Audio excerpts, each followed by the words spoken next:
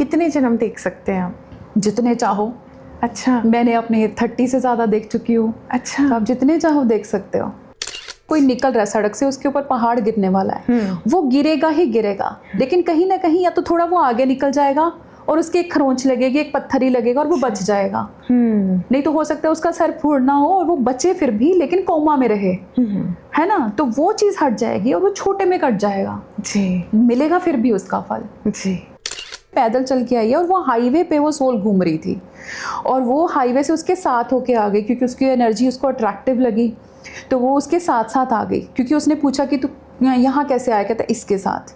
उसने इशारा किया कि इसके साथ, उस लड़की के साथ। तो उसने कहा कि हाईवे से ऐसे आ गई। फिर उसने कहा कैसे, कहता मेरी डेथ हुई थी यहाँ पे 10 साल पहले। उसने अपना नाम बताया। अच्छा। और मेरे एक और स्टूडेंट ने वो नाम सर्च किया कि एक्सीडेंटल डेथ्स इन चंडीगढ़ बता सकते हैं। मोहाली में एक्सीडेंटल डेथ उस नाम से किसी की थी, पता नहीं मुकेश या राकेश ऐसा कुछ नाम बताया था। तो था एक लेबरर था जो आया था शायद बिहार से, तो उसकी डेथ हुई थी उस ईयर में। क्या वाकई ही जो हमारे बिछड़ चुके हैं, जा चुके हैं, उनकी आत्मा, उनकी सोल से कम्युनिकेशन पॉसिबल है? यस। अगर हम प्रेजेंट लाइफ की बात करें तो जब आप अपनी मदर की वूम में थे उस टाइम की भी मेमोरीज आपके सबकॉन्शियस में है, सिर्फ उसको ट्रिगर करके निकालने की देर होती है। नमस्कार, आदाब, सत श्री अकाल। आप देख रहे हैं चैनल आरडी हिंदी और आज के विशेष प्रोग्राम में हम बात करेंगे पिछले जन्म पर। जी हाँ, क्या हम पास्ट लाइफ यानी कि पिछला जन्म देख सकते हैं? अगर देख सकते हैं तो कैसे देख सकते हैं, इसकी क्या ज़रूरत पड़ती है और क्या हमारे कर्म, हमारे रिश्ते पिछले जन्म से ही जुड़े होते हैं? बहुत सारी बातें करेंगे और मेरे साथ हैं पास्ट लाइफ रिग्रेशन थेरेपी के एक्सपर्ट मैडम नीतू तिमान। मैडम बहुत बहुत स्वागत है आपका। Thank you ji. मैडम सबसे पहले तो क्या वाकई ही पास्ट लाइफ देखी जा सकती है? ये सच है? बिल्कुल। कुछ लोग होते हैं जिन्हें याद रहता है। बच्चे जब पैदा होते हैं, थोड़े बड़े होते हैं तो बताते हैं कि हमें पिछला जन्म जो है वो याद है, लेकिन ज़्यादातर लोगों को याद नहीं रहता है। पहले तो मैं ये पूछना चाहूँगी कि कुछ लोगों को याद रहता है और कुछ लोगों को याद क्यों नहीं रहता? वैसे तो याद नहीं रहना चाहिए। हमें नेचर ने इस तरह से बनाया है कि हमें पिछला याद रखने की ज़रूरत नहीं है। बट कुछ बच्चों को जो याद रह जाता है वो बहुत इंटेंस होता है। उनकी पिछली लाइफ कुछ अधूरा रह जाता है जो उनको लगता है कि उन्होंने पूरा नहीं किया। कोई डेथ ऐसी सस्पिशियस होती है, कई बार उनका अपनी फैमिली से अटैचमेंट इतना वो होता है कि उनको याद रह जाता है। जबकि नेचर ने ऐसे बनाया है कि हमें एक क्लीन स्लेट बना के भेजता है नेचर कि हम, क्योंकि अगर हमें याद रहेगा तो हमारी ग्रोथ नहीं होगी। अब लेट्स सपोज मेरा पड़ोसी, मुझे पता चले पिछली लाइफ में इसने मुझे मारा है, तो मेरा बिहेवियर कैसा होगा उसके साथ, है ना। तो इसलिए नेचर ने भुलाने के लिए बताया। लेकिन फिर भी हम पास्ट लाइफ रिग्रेशन थेरेपी क्यों करते हैं? ये जो हमारी लाइफ में कुछ प्रॉब्लम्स होती हैं, जैसे फोबियाज होते हैं कईयों को, वाटर का फोबिया, हाइट का फोबिया, हाइट से गिर के शायद डेथ हुई हो, माइग्रेन। ऐसे कई मेरे पास केसेस आए जिनको माइग्रेन था, जैसे किसी ने पत्थर मार के मारा था। अच्छा। या कहीं ऊपर से गिरे तो सीधा सर में चोट लगी और सर के टुकड़े हो गए, तो वो माइग्रेन उससे ठीक होता है। तो ये हाइट का फोबिया हो गया, कुछ भी फोबियाज हो गए, वो वहाँ से ठीक होते हैं। क्योंकि psychologically phobias are illogical, psychology की लैंग्वेज में। क्यों? क्योंकि फियर इज़ लॉजिकल, कि किसी को कोई चीज़ एक्सपीरियंस की है, बचपन में कोई ऊपर से गिर गया तो उसको हाइट का फोबिया, फियर है, समझ में आता है। लेकिन कभी कोई गिरा ही नहीं, फिर भी उसको हाइट का फोबिया है। कभी किसी ने ड्राइव करते हुए कोई एक्सीडेंट नहीं हुआ, पहली बार ड्राइव करने लगा, फिर भी उसको इतना फोबिया है कि उसको पैनिक अटैक आ रहा है, वो ड्राइव नहीं कर पा रहा। तो वो फोबिया हमेशा पास्ट लाइफ से आता है। तो इसको हील करने के लिए कई बार हमारी लाइफ में मोस्टली पैटर्न्स होते हैं। पैटर्न्स जैसे कहते हैं कि बचपन में कुछ हुआ तो वो तो ट्रॉमा हो गया, है ना, कि बचपन में कोई अब्यूज़ हुआ, कोई सेक्सुअल अब्यूज़ हुआ, या फैमिली में डिस्प्यूट्स हैं, तो वो एक ट्रॉमा बन गया। बट अगर ऐसा कुछ ट्रॉमा एक बार होता है या फिर एक प्रोलॉन्ग ट्रॉमा होता है जो बार बार ये चीज़ें हो रही है, अब लेट्स सपोज उसको हील कर लिया, उसको ठीक कर लिया, लेकिन फिर भी इंसान को सेम प्रॉब्लम आ रही है, रिलेशनशिप से प्रॉब्लम आ रही है, तो पैटर्न कई बार हमारी लाइफ में ऐसा होता है जो टूटते ही नहीं है। तो वो पैटर्न हमारी पास्ट लाइफ से आते हैं। तो इसलिए हमें पास्ट लाइफ में जाना पड़ता है। स्पेशली उन लाइफ्स को हम ट्रिगर करते हैं जिनसे वो प्रॉब्लम, वो इमोशंस जुड़े हुए हैं, वो पैटर्न जुड़े हुए हैं। क्योंकि हम हज़ारों लाइफ्स लेते हैं, हम सारी लाइफ्स नहीं देखते जी, है ना। तो वो कुछ सेशंस होते हैं, 6-7 सेशन या 10-15 सेशंस, डिपेंड्स की प्रॉब्लम कितनी है। जैसे एंग्जाइटी है किसी को फॉर एग्जांपल, तो एंग्जाइटी में 6 to 7 sessions are enough. Anxiety ठीक हो जाती है। हाँ जी। अच्छा, ये बताइए कि आप कैसे लेकर जाते हैं इंसान को पिछला जन्म, आप दिखाते कैसे हैं?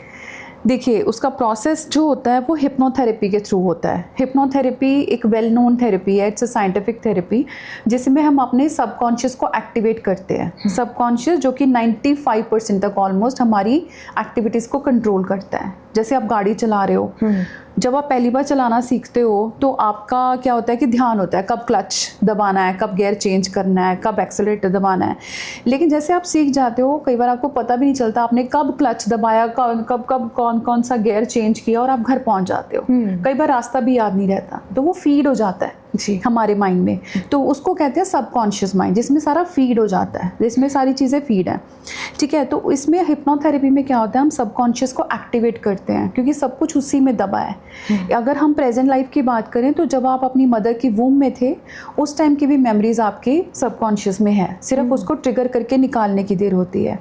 तो पास्ट लाइफ में हम क्या करते हैं कि सामने वाले को कुछ इंस्ट्रक्शंस देती हूँ मैं, मेरी इंस्ट्रक्शंस को सुन के वो डीप ट्रांस में चले जाते हैं। Trance is not a sleep. Trance का मतलब है कि आप एक गहरी नींद की ऐसी अवस्था में हो जिसमें आपको पता है कि क्या हो रहा है, आप मुझे सुन पा रहे हो, आपको पता है कि ये क्या यहाँ पे क्या हो रहा है, और सब कुछ आपको याद भी रहेगा, बट आप एक रिलैक्स स्टेट में, जैसे मेडिटेशन में होता है, बट थीटा स्टेट कहते हैं उसको।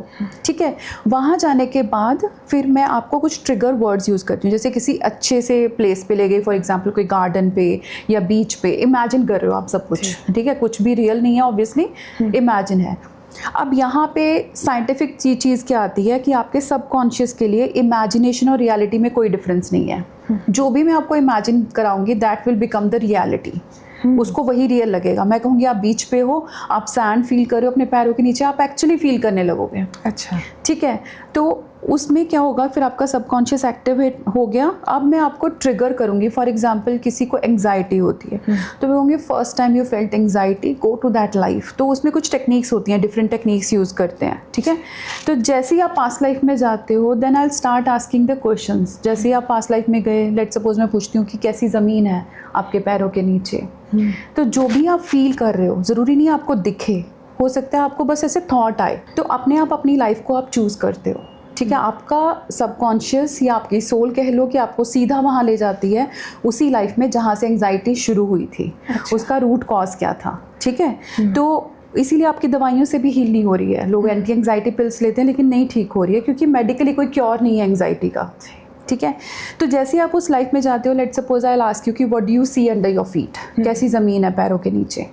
अब लेट्स सपोज आपको कुछ नहीं दिख रहा, बट आपके माइंड में एक थॉट आ रहा है कि मुझे लग रहा है शायद पानी में हूँ, मैं पानी फील हो रहा है मुझे पैरों के नीचे, मेरे घुटनों तक पानी है या मेरी एंकल्स तक पानी है। तो you need to speak that, क्योंकि जो भी आ रहा है आपके माइंड से ही आ रहा है।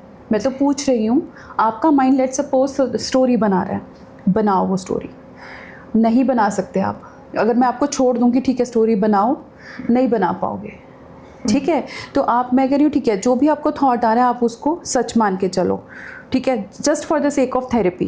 एंड ट्रस्ट मी, लोग अनबिलीवेबल चीज़ें बोलते हैं। पहले सेशन में लगता है कि हाँ इट्स बिलीवेबल, पर नहीं। जैसे एक लड़की कल परसों जिसका सेशन हुआ, शी सेड कि मैं ना बर्मिंघम में हूँ। अच्छा, मैंने कहा मतलब वो अमेरिका में, वैसे कोलोराडो में। उसने बोला मैं ब्लैक अमेरिकन हूँ, वैसे नाइजीरियन थी कि अमेरिका में रहती है। तो कहती मैं स्टडी के लिए ना बर्मिंघम गई हूँ। तो मैंने कहा बर्मिंघम सिटी में हो या यूनिवर्सिटी में, बिकॉज आई न्यू कि बर्मिंघम यूनिवर्सिटी भी है, सिटी भी है। She didn't know. अच्छा, उसको नहीं पता था। उसको लगा कि शायद बकिंगम पैलेस है ना जो लंदन में, जो क्वीन का पैलेस है बकिंगम पैलेस, उसको लगा वो उसकी बात कर रही है। कहती ये पैलेस तो नहीं लग रहा। मैंने कहा नहीं, वो बकिंगम पैलेस है। Birmingham is a city and university as well. तुम कहाँ हो एग्जैक्टली कहाँ हो? शी सेड कि यहाँ पे ना मैं फाउंटेन के पास हूँ। मैं क्या फाउंटेन मतलब बहुत होते होंगे फाउंटेन, है ना, फाउंटेन तो कोई बड़ी चीज़ नहीं है। वो कहती नहीं, ये सिटी सेंटर में फाउंटेन है, it's a very famous fountain, यहाँ पे मैं अपने उसका वेट कर रही हूँ जिससे वो प्यार करती है। अच्छा, तो और वो आता है अपनी वाइफ और अपने बच्चे के साथ। वो इतने सालों से इसका वेट करी थी, मिलने आता है। तो इसलिए वो इंटेंस मोमेंट था जिसने उसको तोड़ के रख दिया, इसलिए उसको वो जगह याद रह गई। तो जब हमने एक्चुअली में गूगल किया तो एक्चुअली बर्मिंघम सिटी सेंटर में, मतलब जो सुन रहे हैं वो भी कर सकते हैं गूगल, सिटी सेंटर में एक रिवर फाउंटेन नाम का कोई फाउंटेन है, फेमस फाउंटेन है जी, बहुत फेमस है वो। ना उसको पता था ना मुझे पता था। अब वो कैसे निकल के आया, है ना। तो ऐसे बहुत सारे प्रूफ्स मिलते हैं जो लोग बताते हैं, ईयर्स के और जगहों के नाम, कौन सा ईयर था, क्या है वहाँ पे, हाँ सब कुछ पता चलता है। कितने जन्म देख सकते हैं आप? जितने चाहो। अच्छा, मैंने अपने 30 से ज़्यादा देख चुकी हूँ। अच्छा, तो आप जितने चाहो देख सकते हो। जो कर्म होते हैं वो हमारे साथ चलते हैं? बिल्कुल, पिछले जन्म से हम लेकर आते हैं। कर्म ही तो बांधते हैं हमें। यस।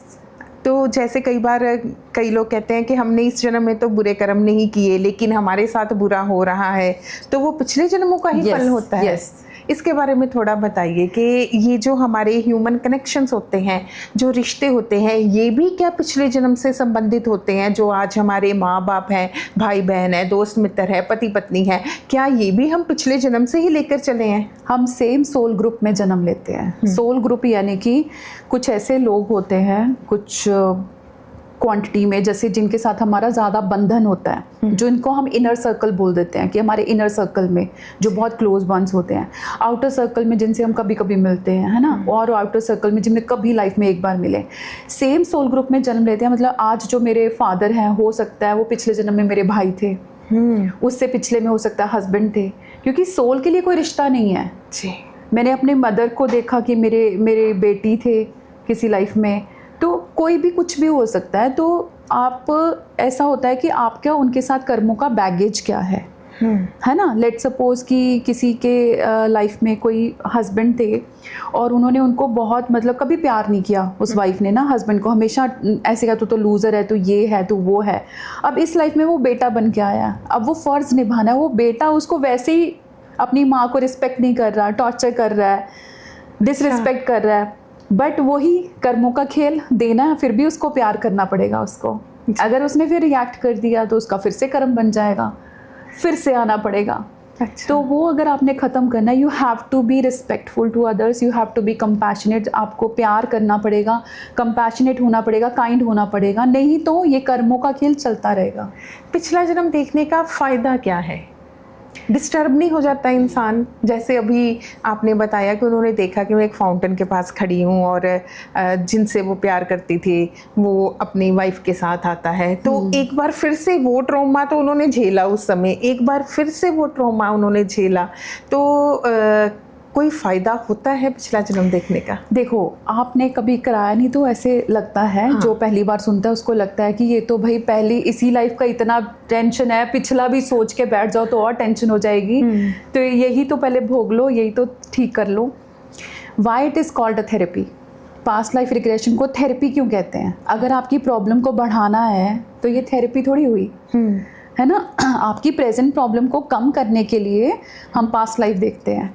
कैसे? जैसे मैंने आपको फोबिया का एग्जाम्पल दिया, माइग्रेन का एग्जाम्पल दिया, है ना। जैसे एक लेडी को माइग्रेन था, अब वो बचपन से दवाइयाँ ले रही थी, बचपन से, अभी शी वॉज 40+, ठीक है। बचपन से उसने कहा कि रोज़ की मैंने कम से कम 1 या 2 पेन किलर्स लेनी ही लेनी है, माइग्रेन की टैबलेट्स लेनी है, नहीं तो मेरा रोज़ ट्रिगर होता है। मतलब इतना सिवियर मैंने नहीं देखा किसी का केस कि रोज़ ही लेनी पड़ती है उसको मेडिसिन। जब उसकी पास्ट लाइफ की बहुत छोटी सी लाइफ थी कि वो किसी कोई प्रिंसेस थी और उसके फादर ने किसी से रिश्ता तय किया किसी और प्रिंस से, है ना। पता चला कि वो अच्छा इंसान नहीं है, तो उसके साथ तोड़ के दूसरे प्रिंस के साथ किया जो अच्छा था। फिर वो उसके साथ बीच पे वॉक कर रही थी, वॉक करते करते, मतलब जैसे शाम का टाइम है, थोड़ा अंधेरा हो गया। अब वो जिसके साथ रिश्ता तोड़ा था वो आ गया रिवेंज लेने के लिए कि तूने मेरे साथ कैसे रिश्ता तोड़ दिया।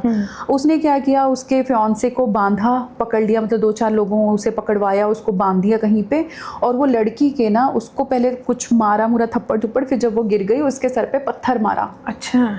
और एक बार नहीं 3-4 बार मारता गया जब तक उसके सर के एकदम टुकड़े नहीं हो गए और पानी में सारा blood. And she saw that and she felt the pain. उसको पेन फील हुआ थेरेपी में कि हाँ मेरे सर पे उतना इंटेंस नहीं होता, बट पता चलता है कि कुछ हुआ और सर दर्द हो रहा है। जैसी उसकी सोल बाहर आई, क्योंकि मैंने कहा कि अपनी पूरी एनर्जी के साथ बाहर आओ, इस बॉडी में छोड़नी नहीं है कोई एनर्जी, इस बॉडी के साथ सारा पेन छोड़ के बाहर आओ इससे। तो जैसे ही वो बाहर आई, she was out of pain, क्योंकि जब उसने रियल में एक्सपीरियंस किया था तब उसको वो लेट गो नहीं कर पाई। इतना पेनफुल उसकी डेथ थी, वो उसको छोड़ नहीं पाई, वो उस पेन को साथ लेके जन्म हुआ उसका। लेकिन अब जब उसने देखा एक थर्ड पर्सपेक्टिव से, तो उसने कहा कि I should let it go, कि मैंने उसको कहा ये तेरी बॉडी है, और उसकी बॉडी को कैसे फिर उसके फादर ने, राजा ने जलाया और जो भी संस्कार किया, सब कुछ किया, वो उसने देखा कि अब हो गया, जो होना था हो गया, I should let it go. और सबसे इम्पॉर्टेंट, जिसने मारा था उसको माफ़ करना ज़रूरी है। तो उसने कहा मैं नहीं कर सकती माफ़ इसको। फिर मैंने उसको समझाया, do you want to carry that pain? क्या तूने इस लाइफ में सारी उम्र गोलियां खानी है, सारी उम्र ये पेन झेलना है?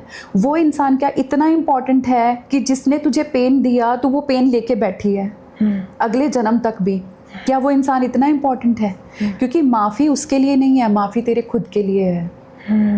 देन शी अंडरस्टूड कि हाँ, मुझे अपने लिए माफ़ करना है, अपनी हीलिंग के लिए, अपनी मेंटल पीस के लिए मुझे इसको जाने देना है, क्योंकि उसने जो कर्म किया उसका तो भुगतान उसको करना ही पड़ेगा, उससे कोई छुटकारा नहीं है। तेरे माफ़ करने से ये नहीं कि उसका कर्म छूट गया, ख़त्म हो गया, उसको भुगतना पड़ेगा।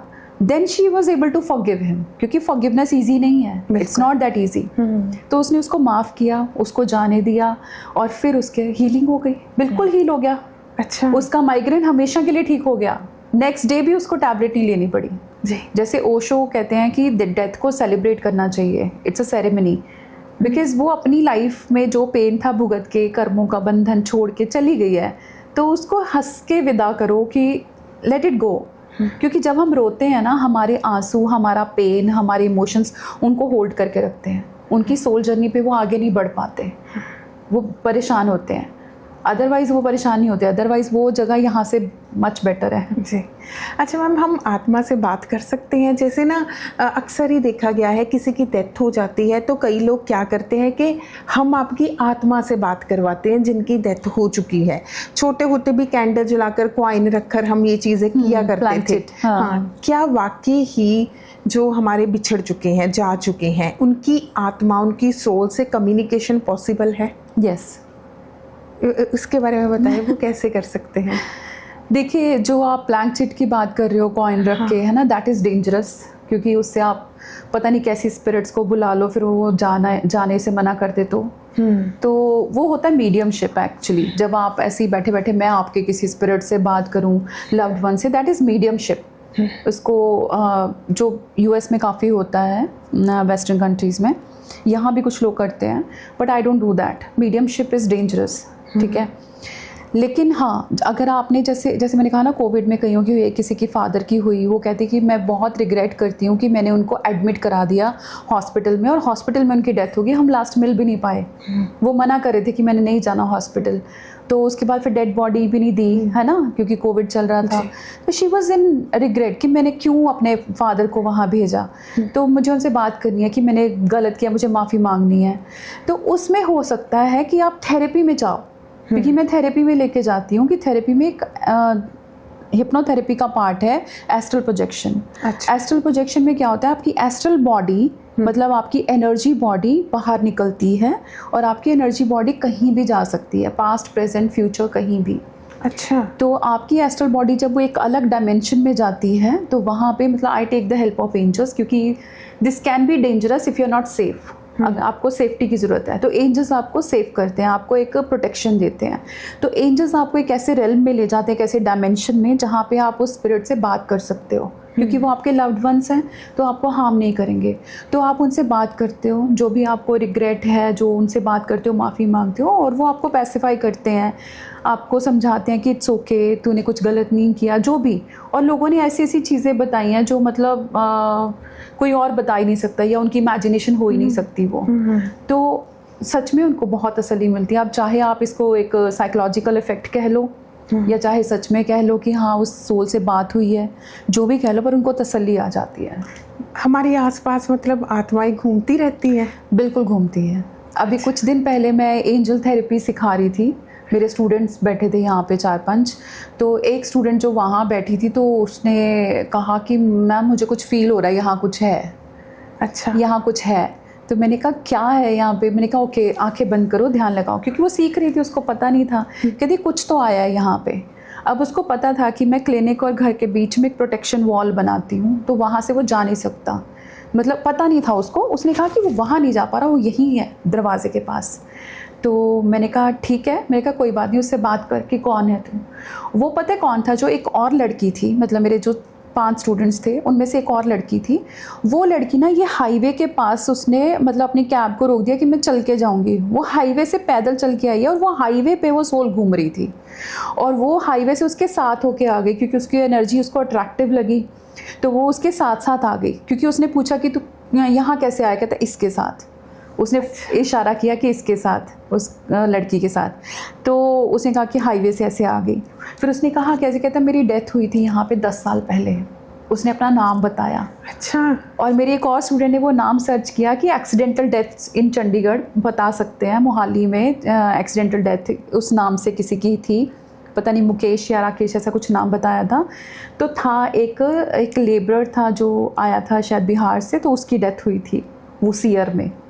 हमने जब सर्च किया सच में हुई थी वो डेथ। तो वो ऐसे घूम रहा था, उसको पता नहीं था कि मैं कहाँ जाऊँ। तो फिर हमने एंजल्स की हेल्प ली, तो एंजल्स के साथ वो चला गया लाइट में। ऐसे आत्मा भटकती क्यों रहती है?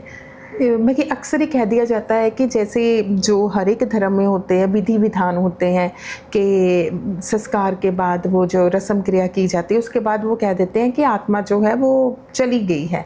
तो लेकिन जैसे आपने बताया कि 10 साल से आत्मा भटक रही है। सब नहीं जाती।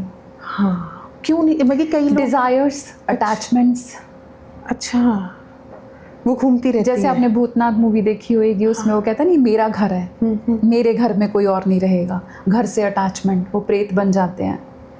अच्छा, ठीक है। तो कईयों को ये होता है कि जो मैं तब नहीं कर पाया जब मेरे पास बॉडी थी, मैं अब करूँगा, लोगों को दिखाऊंगा मैं कौन हूँ, मैं लोगों को डराऊंगा, मैं अपनी पावर दिखाऊंगा। तो ऐसी भी होती हैं कई आत्माएं। अच्छा, ऐसे पता चल सकता है कि हमारे आसपास कोई एनर्जी है? महसूस होता है कैसे? मतलब क्या क्या चीज़ें महसूस होने लगती है? क्या हमारे आसपास होने लगता है कि जिससे इंसान को पता चले कि हमारे आसपास कोई एनर्जी है? और ये भी क्या पता चल सकता है कि अच्छी है एनर्जी या बुरी है? सबको नहीं होता फील। अच्छा, आपकी साइकिक एबिलिटी होनी चाहिए। वैसे साइकिक, हम सब साइकिक होते हैं, हम सब फील कर सकते हैं। सबको क्यों नहीं होता? क्योंकि हमारे माइंड में बहुत सारे थॉट्स चलते रहते हैं। क्या आप शांति से सिर्फ अपने साथ, बिना कोई फ़ोन के, बिना कुछ सोचे, आराम से अपने साथ 10 मिनट बैठ सकते हो? हाँ, मैं बैठ सकती हो। हाँ। क्या ऐसा सब कर सकते हैं? मेरे ख्याल से तो करना चाहिए। करना चाहिए, पर नहीं कर पाते। हाँ, क्योंकि कुछ ना कुछ थॉट्स चलते हैं। आपको कुछ चाहिए कि कुछ तो करूं, कोई फ़ोन ही देख लूं, या ऐसे कैसे बैठूं। मतलब मेडिटेशन भी नहीं करनी, ऐसे ही बैठना है। हाँ, 10 मिनट, ठीक है। अगर आप बैठ सकते हो तो दैट मीन्स आप अपने आप के साथ पूरा एक हो सकते हो, अपने इनर सेल्फ के साथ। आपके अंदर कोई थॉट्स नहीं चल रहे, यहाँ से पूरा क्लेंस्ड है। देन आप आसपास की एनर्जीज को फील कर सकते हो। ठीक है। तो आसपास की एनर्जी पॉजिटिव है या नेगेटिव है आपको पता चल जाता है। पॉजिटिव एनर्जी हमेशा वार्म होगी, कंफर्टिंग होगी। आपको लगेगा कि हाँ कुछ तो कम, जैसे एंजल्स आते हैं, एंजल्स जैसे यहाँ पे टच करते हैं सर पे, या ऐसे लगेगा कोई पीछे से ऐसे आपको हग कर रहा है, रैप कर रहा है अपने विंग्स में। ठीक है। और बहुत वार्म एनर्जी होती है, लविंग एनर्जी होती है, एक ब्लिस की फीलिंग आती है, अच्छा लगता है। ऐसे नहीं लगता कि आप अकेले हो। लेकिन जब नेगेटिव एनर्जी आती है तो आपको कोल्ड फील होगा, टेम्परेचर एकदम से डाउन चला जाएगा। जितनी ज़्यादा इविल एनर्जी होगी 5-6 डिग्री डाउन चला जाता है कम से कम। और आपको प्रिकी फीलिंग आने लगेगी, आपकी बॉडी में जैसे सुइयाँ चुभती हैं ऐसी फीलिंग आने लगेगी। या फिर आपको ठंडा फील होने लगेगा, या फिर आपको अगर रूम में 4 लोग भी बैठे आपको लगेगा आप अकेले हो। और आपको डर लगने लगेगा, आपका हार्ट रेस करने लगेगा, आपकी बॉडी बताती है। अच्छा। अब कुछ लोग क्लैर सेंटिएंट होते हैं। क्लैर सेंटिएंट का मतलब आपकी बॉडी आपको बताती है। मतलब बॉडी में या तो हार्ट रेस करने लग जाएगा, या आपके प्रिकी फीलिंग होने लगेगी, या आपके शोल्डर ऐसे स्टिफ हो जाएंगे कि कुछ तो यहाँ पे कुछ गलत है ना। तो आपकी बॉडी बताती है। कई क्लैर कॉग्निजेंट होते हैं, मतलब आपके हेड में मैसेज आता है there is something wrong in here. एकदम से मैसेज आता है and you are very sure about it. ठीक है। और कई होते हैं क्लैरवॉयंट। क्लैरवॉयंट मतलब आपको सामने दिख जाती है वो चीज़ें। अच्छा। या खुली आंखों से, या फिर आंखें बंद करके आपके थर्ड आई से आपको दिख जाता है कि कुछ तो है यहाँ पे, जैसे उस लड़की को दिखा। ठीक है। तो ये क्लैरवॉयंस एबिलिटी। कई क्लैर ऑडियंट होते हैं, मतलब आपको सुन जाती हैं आवाज़ें, जैसे एंजल्स बोलते हैं, वो विस्पर करते हैं आपके कानों में, आपको सुन जाता है। कोई नेगेटिव एनर्जी है, कुछ तो बोल रही है, आपको सुन जाता है। तो ये एबिलिटीज़ आपके पास कितनी है या कौन सी है, ये उस पर डिपेंड करता है। So you can feel. अच्छा, जैसे अब हमारे साथ अच्छा नहीं हो रहा, ये बात जाहिर होगी कि हमारे पिछले कर्मों की सज़ा हमें मिल रही है। हम चाहते हैं कि अच्छा हो, क्योंकि हमें याद नहीं कि पिछले जन्म में हमें कौन से बुरे कर्म किए हैं। हम चाहते हैं कि उन कर्मों से मुक्ति मिल जाए, हम एक अच्छी ज़िंदगी जिए। फिर हमें क्या करना चाहिए? ये तो हर कोई चाहता है वैसे। हाँ। हाँ, पर ऐसा होता नहीं है क्योंकि हम उतने स्पिरिचुअल नहीं हैं। या तो आप बहुत भक्त हो भगवान के, बहुत नाम जप करते हो, बहुत स्पिरिचुअल प्रैक्टिसेस करते हो कि आपके कर्म भगवान ना छोटा करके काट देते हैं। ऐसा भी होता है। मतलब आप जैसे प्रेमानंद जी कहते हैं आप बहुत नाम जप करो और आपके कर्म कट जाते हैं। कौन से कर्म कटते हैं? जो संचित कर्म है। कर्मों में डिफरेंस पहले आप देख लो कि मान लो मैंने 1000 लाइफ्स ली हैं, तो 1000 लाइफ्स में जो भी अच्छे बुरे कर्मों का भंडार है, ठीक है, वो एक बैगेज, वो एक स्टोर रूम में समझो पड़ा है, बहुत सारे कर्मों का बैगेज, ठीक है। अब उसको कहते हैं संचित कर्म। अब जब मैंने ये वाली लाइफ ले ली तो इसमें वो सारा का सारा नहीं मिलता, उसमें से एक पोर्शन मिलेगा मुझे। अच्छा। एक पोर्शन कि तूने ये पोर्शन जो मैंने डिसाइड किया होगा अपने पेरेंट्स की, ये मेरे पेरेंट्स होंगे, ये मेरा लाइफ पार्टनर, ये मेरे बच्चे, तो वो कहीं ना कहीं हम डिसाइड करके आते हैं कि अच्छा मुझे पता है मेरी लाइफ इतनी स्ट्रगल भरी होगी, चॉइसेस मेरे पास हैं, मैं ये चॉइस लेती हूँ या वो चॉइस। तो वो जो मुझे कर्मों का फल अच्छे बुरे दोनों का मिलेगा, दैट वो जो एक पोर्शन है उसको कहते हैं प्रारब्ध। मतलब जो मैंने इस लाइफ में भुगतना है। प्रारब्ध तो आपको भुगतना ही पड़ेगा।